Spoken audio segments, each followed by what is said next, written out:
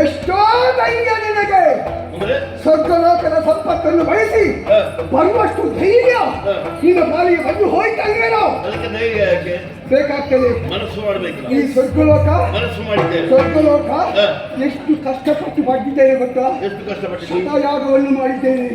3 ಮೂರ್ತಿಗಳ ಅನುಗ್ರಹಕ್ಕೆ ಪಾತ್ರರಾಗಿದ್ದೇನೆ. ಅದನ್ನು ಹೊಸಪಡಿಸಬೇಕೆಂಬ ಕಾರಣದಿಂದ ಬಂದೆ. ಹೌದು.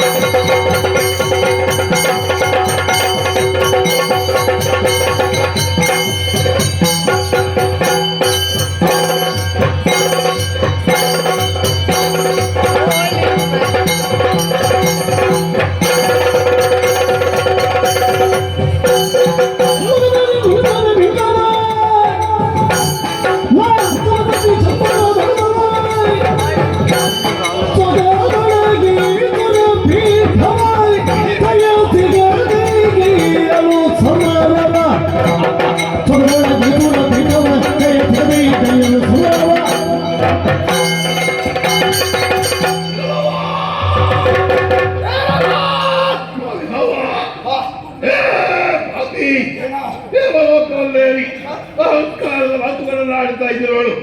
ಅಯ್ಯ ವೈಯಂತಾಖ್ಯಪುರದ ದೊರೆ ಪರಾಕ್ರಮದಲ್ಲಿ ನಾನ್ಯಾರಿಗೂ ಕಲಿಯುವವಳು.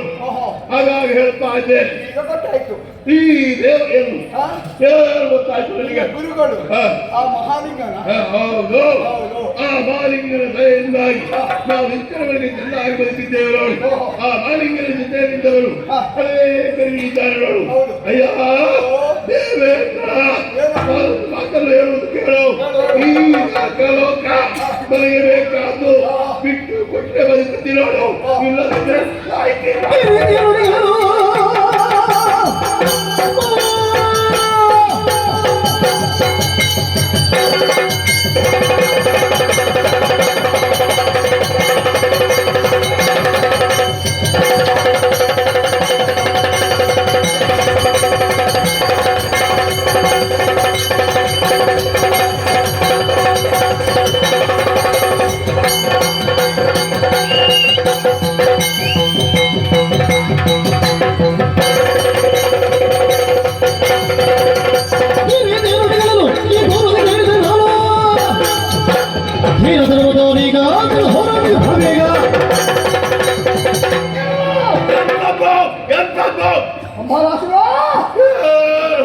ನಿನ್ನ ಮಹಾಲಿಂಗ ನನ್ನ ದೇವರು. ಹೌದು ಹೌದು, ನೀನು ಮಗ ಮಗ ಅಂತ ಹೇಳ್ಬೇಕು. ಹೌದು, ಹೇಳುವುದಿಲ್ಲ. ಯಾಕೆ? ಅವನ ಶಿಷ್ಯ ನೀನು, ನಾನು ಹಾಗಲ್ಲ. ಅವನ ಭಕ್ತ ನಾನು. ಆದ ಕಾರಣ ಶಿಷ್ಯ ಅಂದ್ರೆ ಆಗುದಿಲ್ಲ. ಭಕ್ತಿ ಮಾಡಿಯೇ ಶಿಷ್ಯರಾಗುದು. ಗೊತ್ತಾಗಲ್ಲ, ನೀನು ದೂರದಿಂದ ಕೈ ಮುಗಿದ ಆಗುದಿಲ್ಲ.